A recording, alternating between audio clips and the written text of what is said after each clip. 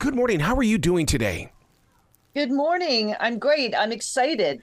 I'm excited to talk with you too because I'm so proud of you for writing this book because yes, I was there for 30 for 30. I rewound it 10 million times. I kept going back to learn new Oh, things. But now with a book, I can patiently go through your paragraphs, and it is so important for people to read this book. thank you so much, Errol. That touches my heart. Thank you. How easy was it for you to go in and write something like this? Because when it's coming from your body, we're talking about your mind and soul now. Yeah, when I wrote it, it was just it was such a warming and healing experience just coming up, just thinking back. You don't take the time to really go back and talk about your childhood and the way you see things as a child and then now to have to bring up those memories as an adult. There was a lot of healing involved. There was a lot of laughter and just being thankful again, for not just the good times, but the tough times that I really think prepared me for who I am today and the influence that I've been able to build. And like I say in my memoir, it is it is just very empowering to be an Asian American woman today and to be able to talk about the challenges that I had throughout my life. One of the things that my Sabanim in martial arts shared with me, he says that there aren't enough books about Asian American people because they need to figure out who is the face, who is the image. And I think this book is going to be so important because there's going to be all ages walking into a bookstore, seeing this going, oh my God, I am her. I can be like her. I can live longer and strive harder. Thank you. That's definitely the hope. I mean, when you're writing it, after reading what I wrote, with, by the way, my co-writer, Dana Benbow, who was incredible. You think it's a good book. I thought it was a good book, but we've gotten some great feedback from professionals on how inspirational it is. Like Booklist, who's a very important reviewer, starred the reviews. So a quote from the review that really warmed my heart, it said, "A must read about a courageous billiards icon now facing the most significant challenge of her life." And I would definitely say that that's true. I mean, just talking about my life while, these last few years have been really, really challenging. It turned my world upside down. But to be able to write about it, to sit here today alive and thankful, I think that's a story that anybody can read. One of the things that you bring up in the book, and I'm so proud of you for being this transparent, is your struggle with scoliosis. And the reason why I bring this up is because I work with somebody whose daughter, she just happened to lean over one day and her mother saw something in her back. The people aren't talking about scoliosis like they used to, and it needs to be brought back into the picture. That's absolutely true. And that's actually how my mom found out. She didn't find out till I was 13. I'm born and raised in New York, and my mom took me out to Long Island Beach. And that's really what happened is we went years without them being able, her really seeing me naked. I'm 12, 13 years old at that point. I've been showering by myself for a long time. And when we were there and I took my shirt off, I didn't even have to bend. It was very obvious to the eye. It was 58 and 56 degrees S shape. So that just ended our beach day pretty quickly. And then, it was a whirlwind after that. The opening of the book is so special with Billie Jean King. Oh, man. Oh, my God, I know. I just wanted to hug the book. I really did.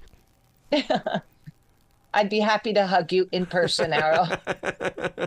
So in creating the book, did you have to use the same type of energy and perseverance that you do when you are in a billiards match? Because, to place those words in the right place and to trust your heart that it was the right message to share.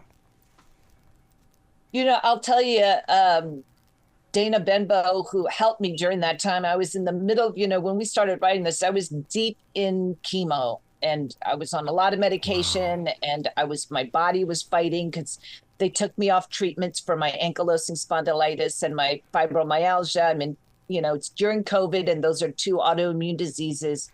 It was really, really scary, and it was hard to think. And Dana just she really just helped me through it. I was able to just kind of brain dump, but it definitely took just opening my heart and pouring out my soul. And she was able to help me organize it in a way that made sense and was still inspiring. I just want listeners to understand that this is not just a book about billiards or about sports. This is about humanism. And because inside my heart, I just feel like that a lot of caretakers need to pick up this book and they need to study this book because the two of you working together, the way that you work through things in life, it can actually inspire and influence others to continue doing the same in their chapters. Yeah, it's very easy, when things hit us hard, and it hits everyone. Yeah. And it's hard to compare because when you're in the middle of it, when you're experiencing it, it seems like the worst thing in the world. But you're not alone. You feel alone. You feel like no one can understand, but people can understand what pain is about, and doubt and fear and anxiety. And it's not about getting through it, smiling and, while you're going through it, it's going to be tough. You might cry, you might scream, you might get angry, but you have to be able to heal and believe that tomorrow can be a better day.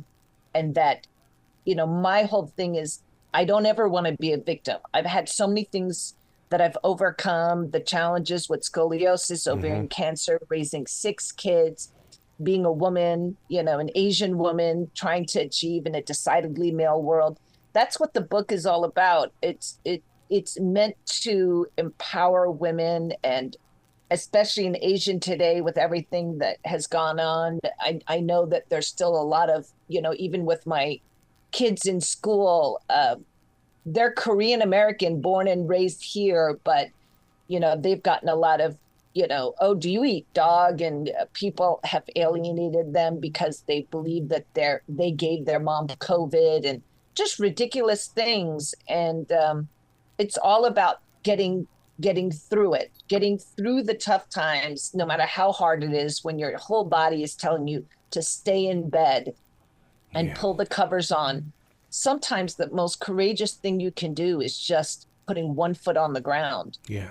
And then the other. It's not about, going out there and running a marathon. It's about, strength doesn't come from the absence of fear and the absence of doubt. It's in the face of it, when everything just is pulling you down and you manage to just get out of bed and get dressed when everything is telling you not to. That's true courage, in my opinion. It's not the person who grew up silver spoon and everything came easy. It's knowing that, things get tough sometimes, but believing that if you can just get through it, the other side is a lot better than staying in bed. Because if you stay in bed, then that's as good as it'll ever get. That's it. Something tells me though that not only did you get up, but you made sure that you took a walk. Because intention walks are so important that you kept movement going through your whole entire body. Yes, that's actually what I still struggle with today is, just making sure that just getting up and getting out of bed is now no longer okay, because I've been doing that. Now it's get on the recumbent bike. Yep. Build up some strength, use those resistance bands, do what you can. And if that means 10 minutes and then taking a break and then doing 5 more minutes, whatever it is, be proud of yourself and know that I'm out there proud of you, and hopefully you'll be encouraged by my book, The Black Widow, a memoir. Wow. Where can people go to find out more and share some beautiful love with you? You were just reading my mind. So a special that the book will be available in bookstores August 13th. It's also available at triumphbooks.com and Amazon. But if you order from my website, caramsports.com, and that's CAROM like Mary, SP like Paul, ORTS.com. If you order before August 13th, the Black Widow, a memoir, you will get an autographed copy from me. That's awesome. And so please order before August 13th. I promise you won't regret it. There's even a cool hustling story that I did with SI writer Rick Riley with the surprise twist. So that was kind of cool. But and talking as a Christian woman, believing that all the hard things have a purpose, and you don't know what's going on. When I got hit with scoliosis at 12, I felt my world crashing, and my mom would say, "Oh, don't worry, God has a great plan for you." And I would be like, "Shut up, Mom, what are you talking about?" But years later, I ended up becoming the national spokesperson for the Scoliosis Association. Wow. And that's something you would never dream of at 12. That's where there really is a bigger plan if you can just get through the tough times. And that's something I do talk about in my memoir. Wow. Please come back to this show anytime in the future. The door is always going to be open for you.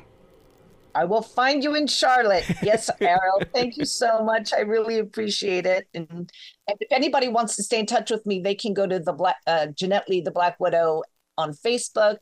My Instagram is Jeanette Lee, and my Twitter is Black Widow. So would love to hear from you guys. I do read them. Be brilliant today. Agreed.